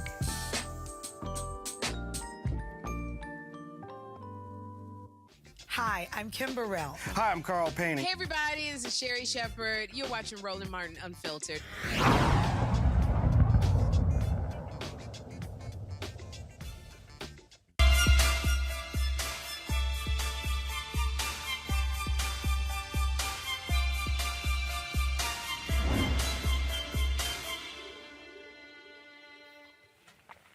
All right, folks, summer fastly approaching. Folks ready to hit the beach. You're seeing the COVID bans lifted, and a lot of people are still carrying around that COVID 10, 15, 20, some say 30. We talked about Will Smith, of course, in his challenge that he's undergoing this YouTube series. Jim Jones joins us right now. Jim, all right, so folks are saying, all right, I want to do something. I want to lose this weight. Where in the hell did I start? Because a lot of people are still at home, working from home, not going into work, don't have the same activity, aren't as busy as they were before. And so what do you recommend? Because stuff is opening up. I'm telling you what, Roland, I'm here today. I'm here only giving out the secrets on how to drop that final 10. A lot of people have been working that at home, and they kind of hit a wall, right? They hit a wall. They just can't drop that last 5 to 10 pounds for the summertime. So I'm going to tell you, it's in the diet. The one thing I tell people is if you cut out the carbs and the starches out of your diet, that's where those 10 pounds are. It's in the foods. Cut out the rices, the pastas, and the breads. So people say, hey, Jim, what does that look like? So what you got to do is eat a meat and a veggie, right? Just go ahead and clean it up, do a green shake in the morning, but just clean up out all the carbs and the starches because you know what, Roland? They digest as sugar. No matter how you cut it, rice, bread, pasta, you might as well be eating Snickers and Kit Kats because it digests the same way. So okay, so you lay out in terms of terms of the diet piece, but with those folks who say, "All right, Jim, that's easier said than done." I love rice, so should I just, if you do rice, should I not do white rice? Should I do brown rice? Let's do no rice. Let's go no rice for about, I tell people, start with 7 days, no carbs and starches, and just build from there and just watch how your body changes. If you cut the pasta and the starches and cut the rest times in between when you're at the gym, put a timer on. Go 15 seconds each set, get that intensity and add the intensity to your workout, you'll guaranteed to burn more fat. So rest time and diet are the two secrets to cutting those last 10 pounds. But what about, okay? So you say those starches out, but why is it that I see in a lot of the food plans they have sweet potatoes? There is. There are some good starches, but you know what? That's fine for a normal for your standard fit diet. But if you're really trying to cut down and get those last 10 out, we got to go extreme, right? I think people think if you see a meal plan, they say, "Hey, I'm sticking to my meal plan. I hit a plateau." It's because we got to go hard. We got to take that extra step. We got to go ahead and lean the plan all the way out. So that's why, Roland, I'm pulling out all the starches, all the breads to get you that last, to get you where you want to be for the summertime. Let's see here. I know we got some questions. Julian, you got your first question for Jim Jones? Jim, you said cut out the starches. Well, is couscous considered a starch? I mean, it's an alternative grain. So I'm wondering if and it's supposed to be healthy. So yes, tell me. It is. So couscous and quinoa, if you're going to put a little side on there, I'm okay with those too. But it's the rices, the potatoes, and the breads and the pasta that have to go. But couscous and quinoa, those are good. And that's actually a great question. Those are fine. All right, Avis? So after the last 10 pounds, hopefully you're luckily you're able to go ahead and get those last 10 pounds off by following your strategy of eliminating the carbs. Absolutely love that, can do that. But afterwards, does this mean that you're kind of always have to sort of avoid the carbs, or is that something you just know that you just have to cut back on in order to maintain that extra 10-pound weight loss? Good question. So I tell you what, I tell people, after you go 7 to 21 to 30 days, you kind of don't even miss it. So when you do add carbs back into your diet, it's a very small amount because you've actually broken that addiction to eating the pastas and the starches. So I tell people, go 7, 10, 21, 30 days. You don't even know, but you're conditioning your mind to cut back. So there's going to be a drastic cutback naturally after you're finished with this new fast I'm creating. Does that answer the question? It does. Thank you. Yep, because you want to work this into your lifestyle. The thing is, it's got to work into your lifestyle. And the way we do that is by building habits, consistency. 7 days, 14 days, 21 days, 30 days. You go back, you don't even miss it. Mm-hmm. Teresa. Right. Hey, Jim. So I do a lot of workouts. So my question has to do with shakes and smoothies. What do you recommend? What should we put in? What should I take out? Well, I tell you what, the most common mistake I see with all smoothies is too much fruit, right? People thinking you're throwing your berries, your strawberries, your mangoes. That's all sugar. What you want to try to do is keep the fruit and your vegetables to portion even it out. That's what you want to do at best. That's the most common mistake I see. People throwing agave, honey, because they think they're natural sweeteners, but those sweeteners it's just like sugar, right? So I think that's the main thing is keep that fruit and veggie balance. I know myself personally, I like kale, carrots, cucumbers, spinach, throw that in there to even out the fruit. But I'm willing to bet most people are putting too much fruit in their smoothies. Like me. Yeah, listen, common mistake. Everyone does, but it's just sugars are sneaky. They will try to sneak their way into your diet any way they can. So you just got to watch them. Thank you. All right, Jim, any other advice for the folks watching and listening? What I would say, listen, do that.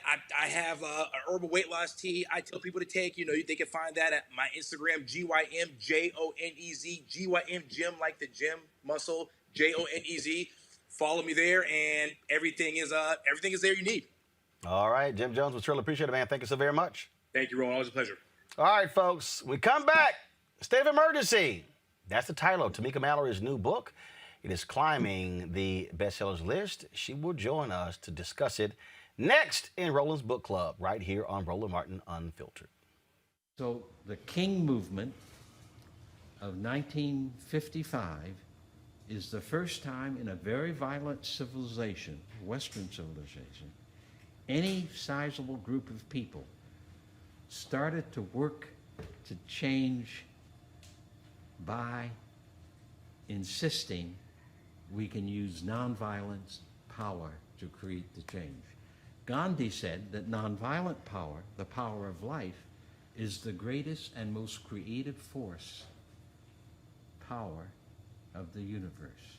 And that if we human beings turn away from conventional wisdom towards using the gift of life, which is ours at birth, we would be surprised what the future of the human race will look like. Hi, my name is LaToya Luckett. Yo, it's your man Dion Cole from Blackish, and you're watching Roland Martin, Unfiltered. Stay woke.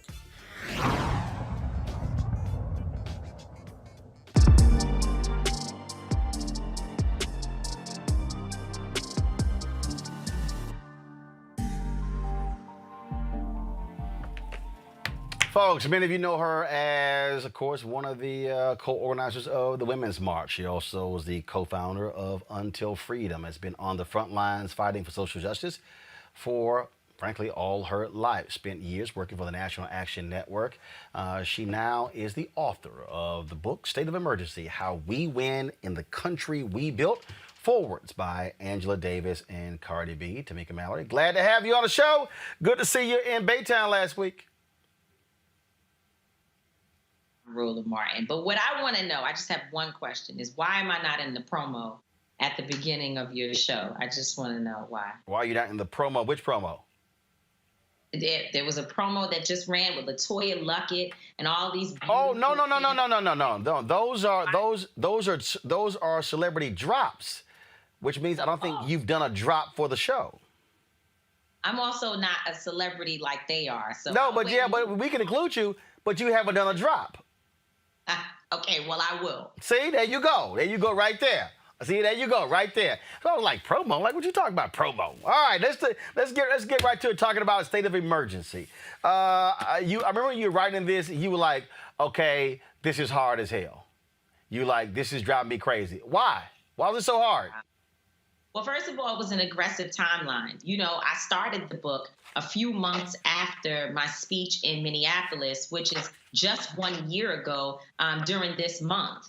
And obviously, since the book is finished and in my hand, all the printing and the editing and the proofreading, that takes time as well. So that means that the timeline that I had was really, really short. And I, remember writing you and saying, yo, this is really hard. Like, it's not easy to also sort of narrow down the information that you want to include. And every time I thought my thoughts were clear, I would have to go back. And then so many times I felt like there needs to be more. And it was actually Dr. Angela Davis, who I called one day and I said, I feel like it's not enough. I'm really suffering with anxiety around the book. And she said all first-time authors and even authors who've written multiple books have the same feeling, but you just have to put down your thoughts and put it in the world and let the world deal with it. And that just sort of freed me from the feeling that I was having. It was a lot. It was very intense. Obviously the work that you're involved in is intense as well. Before we delve into it, I got to ask you this here. And it is something that all activists have to deal with. And it's one of the hardest things when you're not getting sleep, when your diet is all over the place, when you're battling illness, when people are pulling you left and right, getting phone calls from people all around the country to come here and come here. And then you have folks who are constantly attacking and sniping and questioning your integrity, your credibility, and your character. How do you deal with that? Because it's a lot. I mean, there are moments when and I've talked to other folks, folks get down and they sit there going like, damn, I'm sitting here putting all this work in and having to deal with BS from people who look like me. Roland, I have developed thick skin because thankfully I've been around great leaders my entire life, and I watched them be attacked and to be castigated and to have their character defamed in the same ways. And I think that the only thing we can do, in fact, I saw a tweet from Mark Lamont Hill the other day that basically said, keep doing the work. History will vindicate you. And for me, that's what I'm leaning on. And I think the other piece, because I call you and I call others and say, different things that I'm feeling. And we talk through what is the right way to approach addressing some of it. And most of it, we are not addressing at all, because those individuals, for the most part, that spend so much time focusing on trying to critique and tear me down are people that I never see outside. I don't see them. I didn't see them in Baytown, Texas, for Pamela Turner. I never saw them in Louisville, Kentucky for Breonna Taylor. I've not seen them in New York for Eric Garner, Sean Bell, or many of the fights that I've been involved in. And I travel across the country supporting many families who asked me to be there. I've not seen them supporting Trayvon Martin, who I was just with his mother in Florida just this past weekend, where she held a conference for the Circle of Mothers. Sandra Bland's mother was there.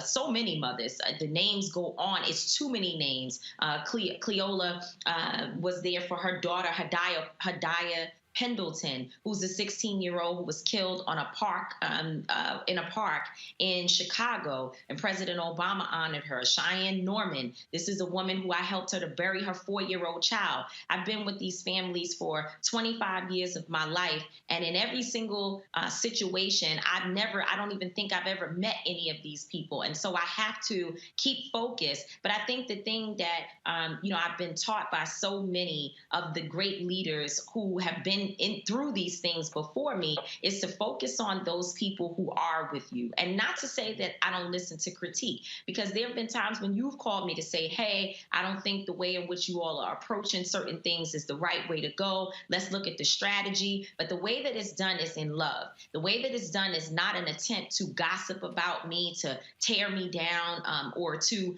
try to vilify me. It's done in a way that lets me feel safe. And I think we all should protect our energy and feel safe, so I focus my attention on people who want to critique from a position that allows me to grow, rather than people who are looking for attention and likes on their social media and are using the defamation of another Black person, and particularly a woman, in order to get that.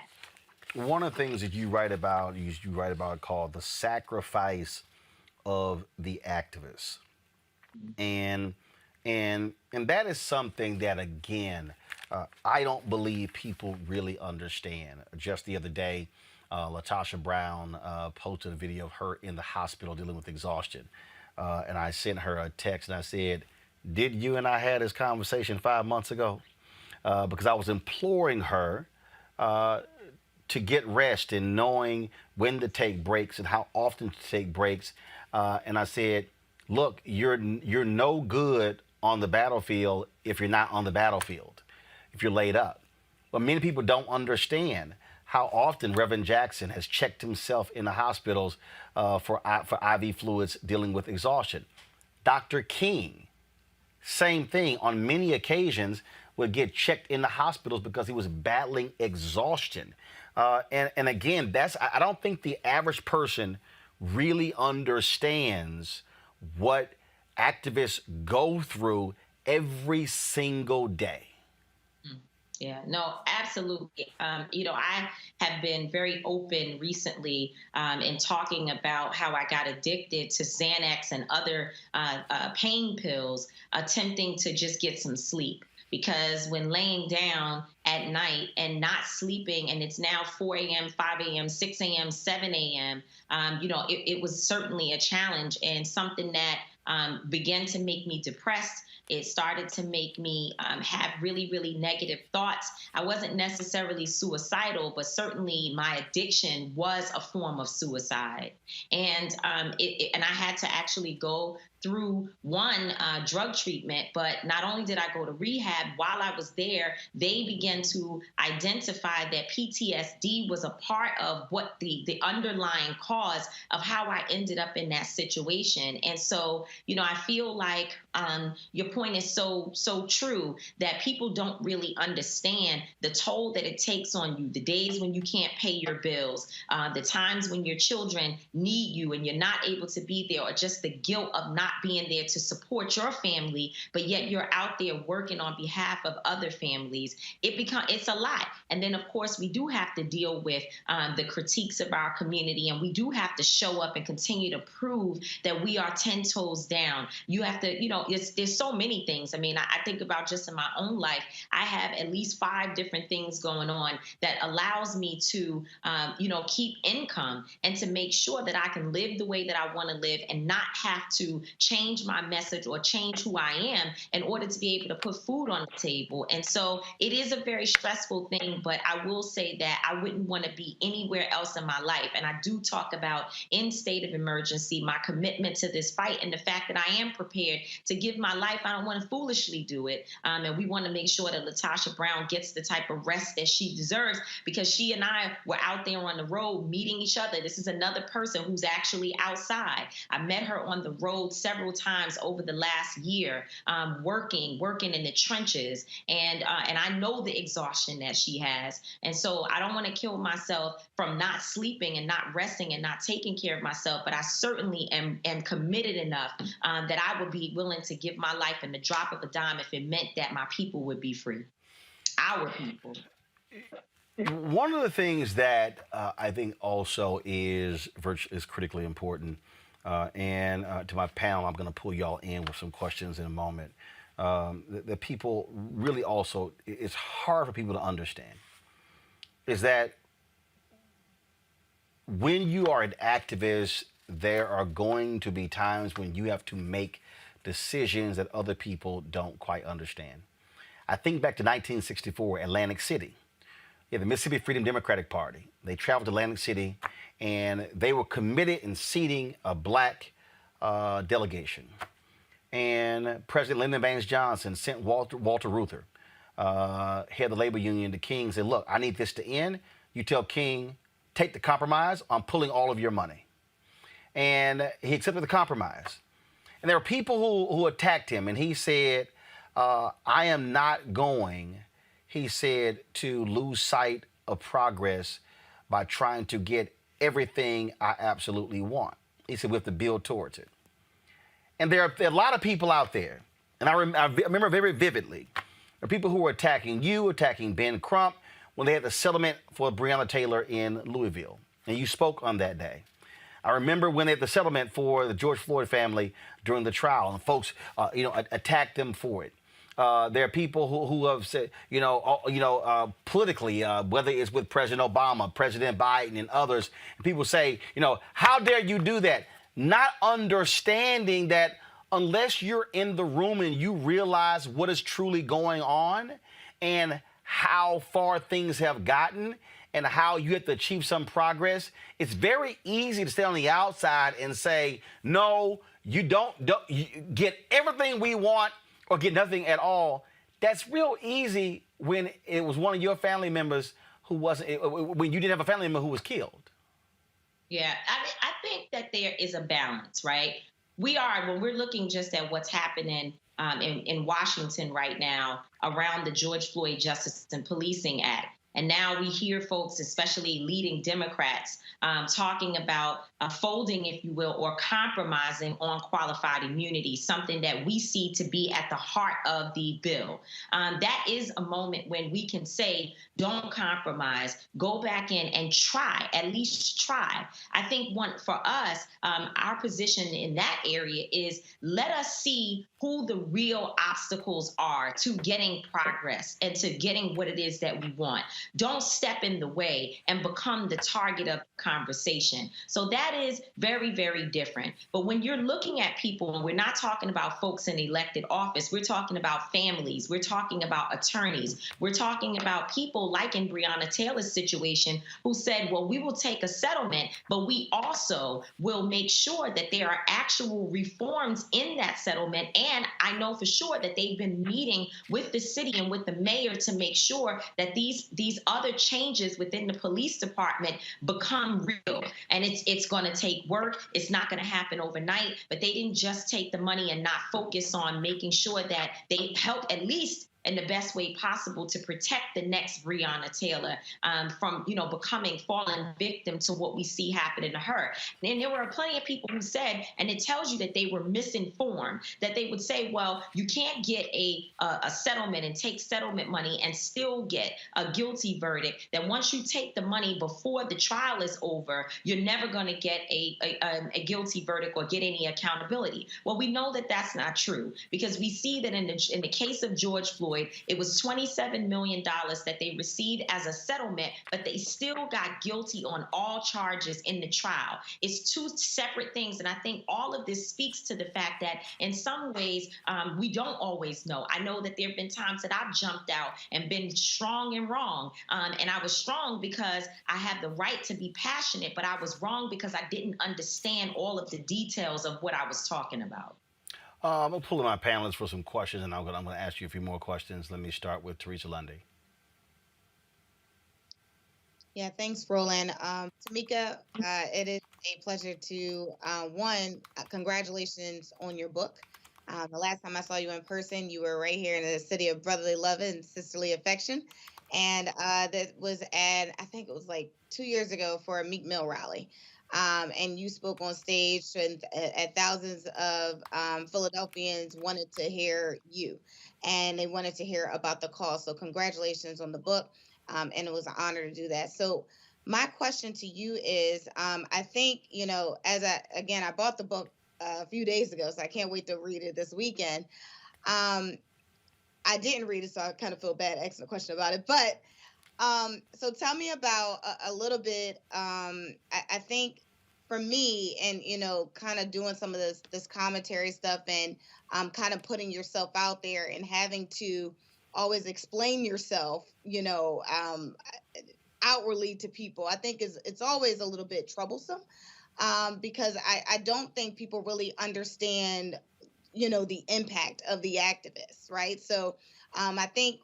And I'm hoping that it says a part of it in your book about the activism in different ways, because for me personally, I do it in public relations and communications.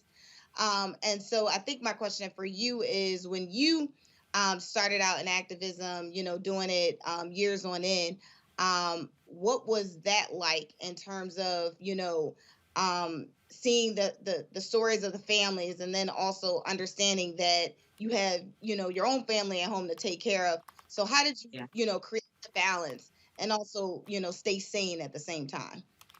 Yeah, so there really isn't a balance that I personally have perfected.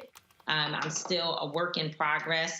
I think, a piece of it is I'm traveling right now. I had my son, who's 22 years old, to fly in for a few days to be with me, and I try in those ways of just trying to include him in my work and give him different responsibilities and ways that he and I can connect. I obviously FaceTime is the best thing that they ever created, because I can talk to my mom. I can be, still connected to my dad and my sister and my family members. And so in a lot of ways, technology has helped, but the balance is it's not exactly as it should be. And how can it be? I could be in the process today of preparing to go to a graduation, a birthday party, or just to get some rest, to kick my feet up.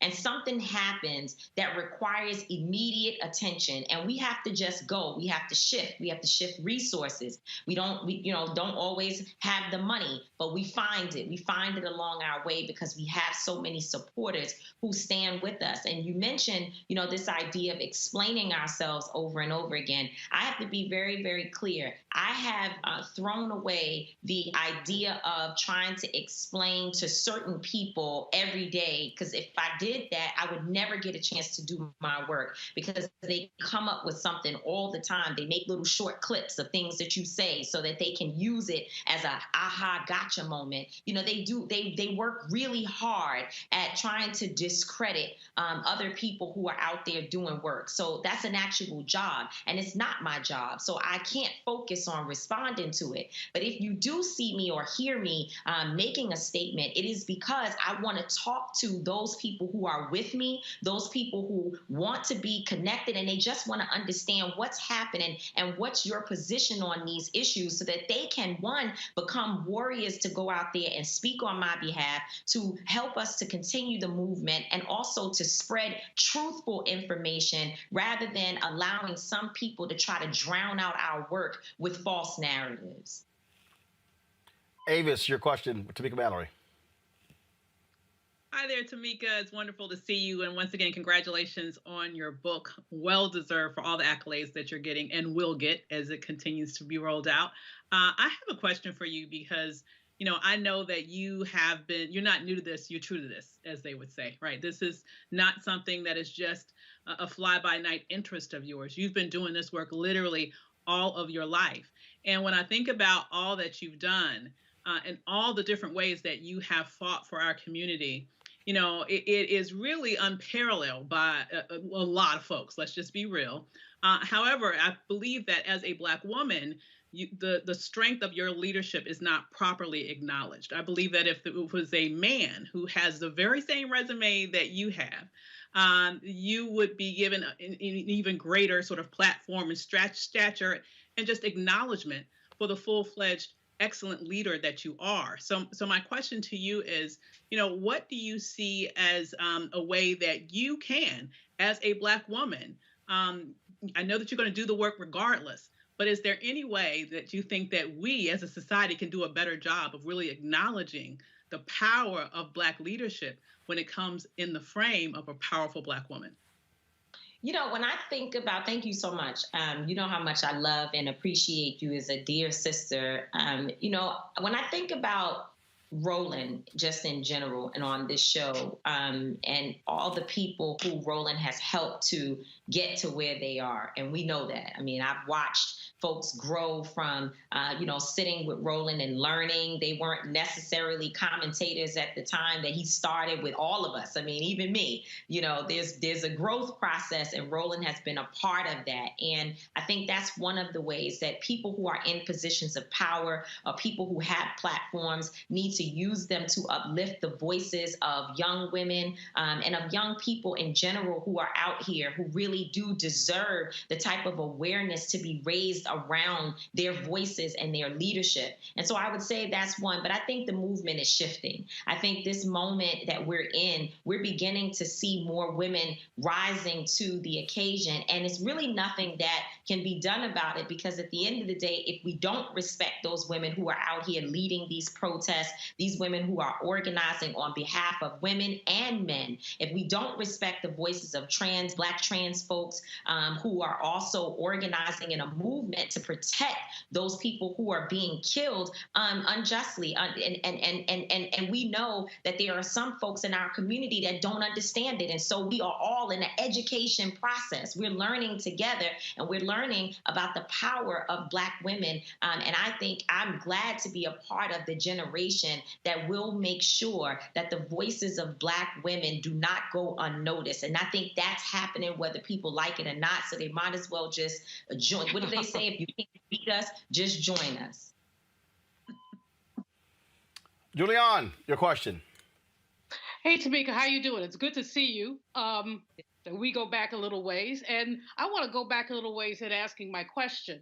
I know that you say you don't want to revisit the past and explain yourself, but I'm thinking about the Women's March and the challenges of intersectionality, about the ways that we as various women work together. I think that women of color often do a lot better than when we're working with the melanin deficient. if you know what I mean. So, what did you take away from the Women's March, and what would you say to others who are trying to juggle intersectional issues? So first of all, thank you, Dr. Malvo, for standing with us during that time. You were a true warrior, and you helped us to articulate what we were feeling by writing such detailed and informative pieces that really describes the experience of Black and brown people when they are in spaces with white women. And that's what I'm just going to call it. I'm not going to call it melanin deficient. I'm going to just say white women, because that's who we were working with. And in my book, there is a particular portion that focuses on the experience that I had at the Women's March. The story has not been fully told. The book only covers it just a little bit. I'm in the process of just starting my memoir, where I'm really going to talk more about that experience. And I think what I learned and what I took away is that, and Black women tried to warn me prior to getting involved in the Women's March. I'm still very proud of the work that we did. And if I had to make the choice again, I would go back and do it, because I know how powerful that moment was. And I know that we had a responsibility to stand in the gap of people trying to whitewash the issues around racism, sexism, fascism, and so on in this country. And we certainly were not going to allow a march to happen where the focus was Donald Trump, as if he was the beginning and end of the many years of challenges and oppression, particularly that people of color have faced. And so I'm proud of that work. But I did learn a very, very painful lesson about when Black folks and Black women specifically are in close proximity to white women on a consistent basis, how much harm can be done. We went through a lot physically, mentally, emotionally, after being in that space. It's very, very draining and taxing, because white women have a lot of work to do. And I see the work happening. I made sure that in this book, that white women, when they pick it up, that they will have an opportunity to experience our pain and to join us, to really become deep accomplices in helping us to navigate through this fight towards racial equity and justice. But there is so much work to be done with mothers and aunties and sisters within the white woman community. They have a lot of work to do to deal with the biases and the blind spots that they have that cause them to harm other individuals who they claim to be helping. It's a tough lesson to learn on your back, because certainly that's how we learned it. Tamika, we talked earlier about what happens when you have to deal with criticism. You had to go through all of this when Samaria Rice was criticizing you and others, even though you never even went to Cleveland. You were never involved in the Tamir Rice case there. But there were folks like Breonna Taylor's mother. People were demanding that you address the issue, but there were people like Breonna Taylor's mother who came forward and said, no, hold up, wait a minute. We made clear we want Tamika involved. And talk about, again, having to go through that and having to deal with those attacks when you had nothing to even do with the Tamir Rice case. So, I recognize the trauma, Roland, and I also understand that white supremacy is causing us to be at one another versus using all the smoke, as they say, to fight the systems that are in place to oppress our people and our communities. And so I understand that there is trauma. Anytime you lose a child and feel like people are sort of moving forward in life and your situation has not been addressed, you have not received justice, I can get why there would be pain, why there would be trauma. And I also understand that oftentimes we lash out at people who we see in visible positions and feel like they ought to do more. And to be quite honest, I've said it and I will continue to say that all of us, every single one of us fails Miss Rice and her family, because anytime a child is killed, we ought to turn this country inside out and upside down until justice is served. And I don't believe that she feels that we did that in the ways in which we should have or could have. I was younger in the movement at that time. And as you said, I'd never actually traveled to Cleveland. I've never been one to talk about the Tamir Rice case, other than, there may have been moments in my, where you're sort of calling the roles, but that's not something that I have ever done. And so I understand the frustration, but I also just ask people, because I did get the calls, and of course it hurts when you hear someone who doesn't know you, who's never met you, speaking of you in such a way. And so I did, to get the calls from individuals who were like, well, what's happening? People had some impression that I must have done something or been working with her. Maybe there was a misunderstanding. And when I explained that I had not actually been in any relationship to that case and that situation, it provided a little bit of clarity about the trauma. But I encouraged everyone to speak to the families that I've actually worked with, speak to the people that for 25 years of my life I've been in the trenches with. And I can tell you 10 toes down that those families do not share the same sentiments that I am exploiting other people's families. In fact, I was invited to be with the families last weekend because of the fact that, I try to work and help and support so many of them. We just helped Ahmaud Arbery's family to launch their foundation. We're working with other families to put their foundations together and to help them build more sustainable models for their foundation. Obviously, you mentioned Breonna Taylor's mother coming out and speaking up for me, and I didn't even ask her to. I just looked up one day and she wrote something about it. I tried my best not to engage the mothers and not to ask any of them to get involved with something so painful. I didn't want that to happen. But Sabrina Fulton and others, they got out there and they began to say that they know me, and they spoke on behalf of my character and the fact that I always try to operate with integrity. And I'm going to continue to do my work. And I wish everyone peace, and whatever I can do to be helpful, I'm here. Last question I have for you. It's very interesting. The fragility of weak-ass black men. I'm looking at some of these fools in our YouTube chat, whining, complaining, and black women have always gotten credit. And I'm going, y'all clearly have no idea what the hell you're talking about. I had some fool complaining, Tamika said sexism is much more rampant than racism. And I'm going, you probably are a dude because you don't even want to acknowledge that sexism exists.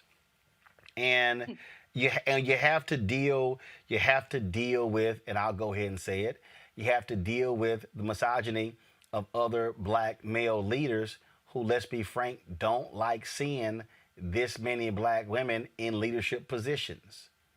What do you say to that young woman out there who is volunteering, who maybe wants to follow in your footsteps and others, who is not as strong in dealing with that, in dealing with the forces of male entitlement when it comes to leadership?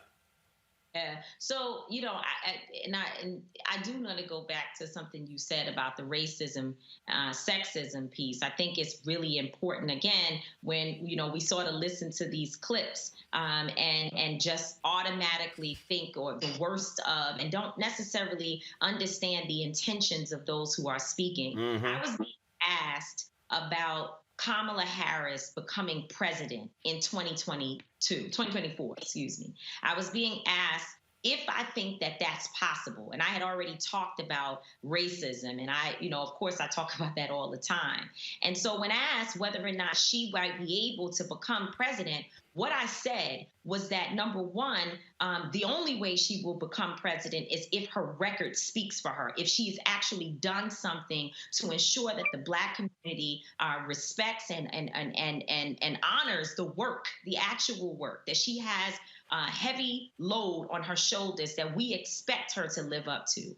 And then I went on to talk about how sexism is the double whammy and how sexism can be worse than racism because of the fact that when you apply both things, you have, again, a double whammy. You have something extra, something additional on top of the fact that you're Black. So we already know that being a Black woman or a Black man is very, very difficult. It is the most challenging. it's awful sometimes when we think about the ways in which we are discriminated against in this nation and have always been. But when you add the challenge of being a Black woman, it makes it even worse. So, you know what? Guess what? Maybe I could have said it a different way. Perhaps, the words that I use, if I was more like Dr. Malveaux, I would have had a better flow in terms of how I was getting out my point.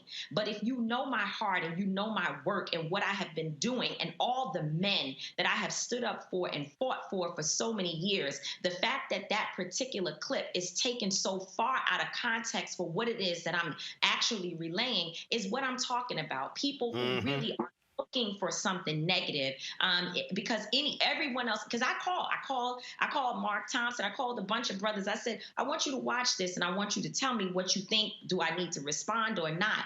And the reception that I received, even from some of my toughest critics, I think about my friend Tony Lindsay, who he and we debate all the time about all of these issues. And he was like, I listened to it and I was a little confused. And he said, but I went back and I really listened to what you were saying, and now I'm listening to you talk about it, and I realized the point that you were making about the double whammy, I guess, again, that we experience as Black women. And I do deal with misogyny. I deal with it from other leaders. I deal with it from those who come into my comments and call me out my name, those who use their platforms to consistently attack and I don't know if I've lost you. No, you're still here. You're still here. Good. Something popped up on the screen.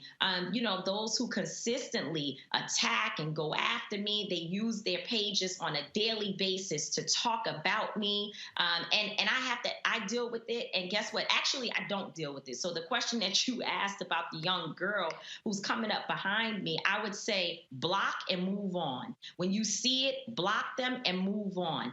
You have to keep going. We have a responsibility to do the work. No one gets to tell us that we're not powerful, that we have to dim our light, that we can't be out here as a leader. And also, here's the thing. This is the most important point. The most important point.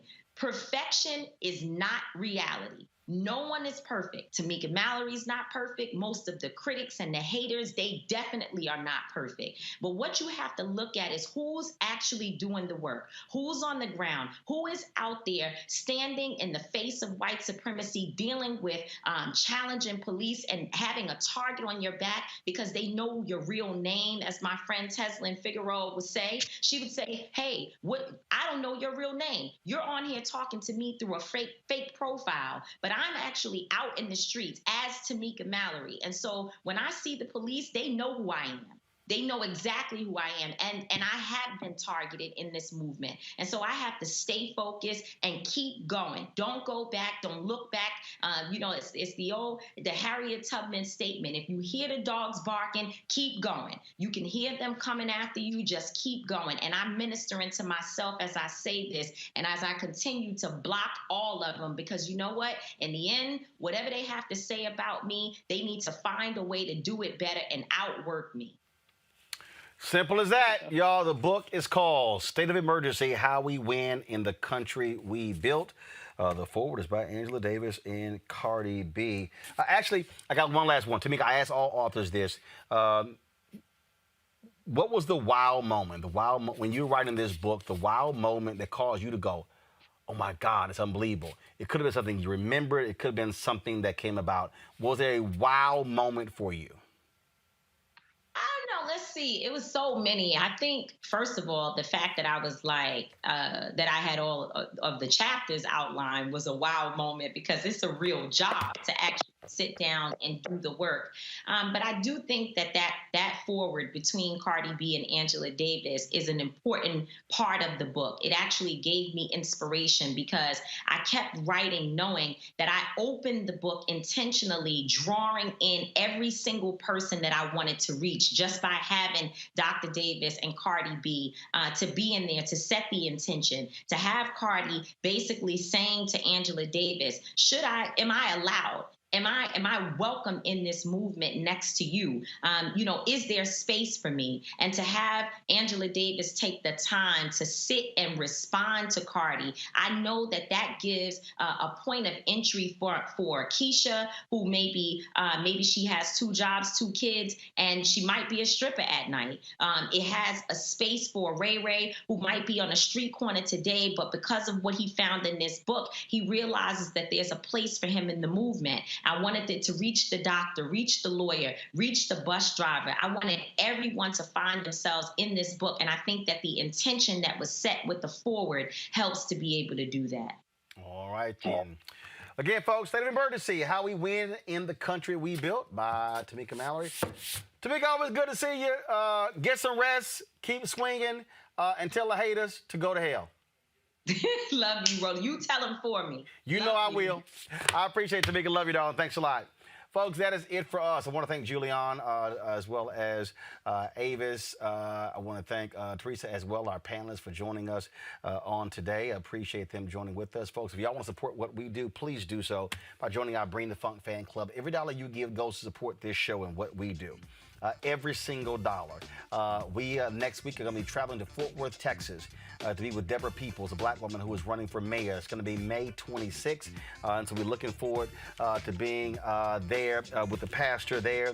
We're going to have a drive-in rally. We're going to broadcast our show. Looking forward to that. Then we're going on February 27th. We're going to be in Tulsa, Oklahoma, for the 100th commemoration of the Tulsa race riots, broadcasting and live streaming from there as well. And so a lot of different things we got coming up. We want you to support us in what we do. Our goal is to get 20,000 of our fans contributing at least $50 each over the course of a year. That's $4.19 a month, 13 cents a day to support what we do. Cash App, $RM Unfiltered. PayPal.me/R Martin Unfiltered. Venmo.com/RM Unfiltered. Zelle is Roland at RolandSMartin.com. Roland at RolandMartinUnfiltered.com. Folks, we are again making it happen, and so we certainly appreciate your support. Let me shout out to the folks at Black Brilliance for sending me this shirt, this black and gold Black Brilliance shirt. The one I had before is black and white, so I appreciate them sending this to me in my alpha colors. All right, folks, that is it for me. I shall see you guys tomorrow right here on Roland Martin Unfiltered. Don't forget, you can watch our previous content. Simply go to our YouTube channel, youtube.com/Roland S. Martin. All right, y'all take care. Holla!